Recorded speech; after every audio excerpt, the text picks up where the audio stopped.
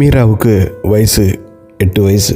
ஒரு காலத்தில் அவள் சிரிப்பு அந்த வீட்டையே ஒளிர வைத்தது. அவளது அம்மா இறந்த நாளிலிருந்து அந்த சிரிப்பு மெல்ல மெல்ல மறைந்தது. சில மாதங்களில் அவளது குடிகார அப்பா மறுமணம் செய்தார். லட்சுமி என்ற அந்த பெண் வீட்டில் அடி எடுத்து வைத்தாள். முதலில் அவள் மென்மையாக பேசினாள். ஆனால் அந்த மென்மை நீண்ட நாள் நீடிக்கவில்லை. மீரா தினமும் விடியற்காலைக்கு முன்னே எழுந்து விடுவாள். வீட்டு முன் தூசி துடைத்தாள், கிணற்றில் இருந்து தண்ணீர் எடுப்பாள், சமையல் செய்வாள், உடை துவைத்து வைப்பாள். அவள் வயதில் மற்ற குழந்தைகள் பள்ளிக்கு சென்று விளையாடும் போது மீரா வேலையில் மூழ்கினாள். உனக்கு ஓய்வு வேண்டாம், லட்சுமி கத்துவாள். நீ ஒரு சுமைதான். அவளது அப்பா இதை அறியவில்லை. குடி எதையும் அறியாது. கிராமத்தில் ஒரு நம்பிக்கை இருக்கிறது.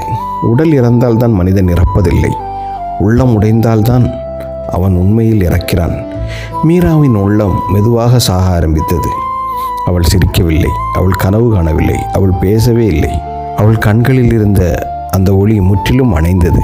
கிராமத்தார் சொன்னார்கள், பாவம், அந்த பெண்ணிற்கு உயிரே இல்லை, நடைபெணமாக மாறிவிட்டாள். ஒரு நாள் மழை இரவு, மின்னல் இடியுடன் கூடிய இரவு. லட்சுமிக்கு திடீரென காய்ச்சல் வந்தது. படுத்த படுக்கையில் குழம்பி பேச ஆரம்பித்தாள். பலவீனமாக படித்துக்கொண்டு மீரா என்று அழைத்தாள்.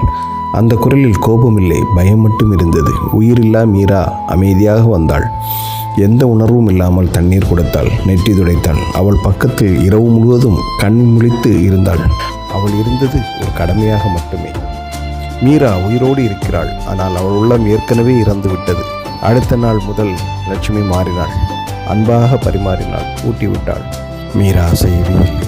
ஆண்டுகள் கழிந்தன. லட்சுமி மாறினாள், ஆனால் மீரா கடைசி வரை மாறவே இல்லை. அவள் ஒரு நிழல் போல வாழ்ந்தாள், சிரிக்கவும் இல்லை. கிராமம் முழுக்க சொன்ன வார்த்தை உண்மையாக மாறிவிட்டது. அம்மா மாறிட்டா, ஆனால் அந்த பொண்ணு மாறவே இல்லை. இதயம் உடைப்பது எளிது, ஆனால் உடைந்த உயிரை திருப்பி கொடுப்பது என்பது முடியாத காரியம்.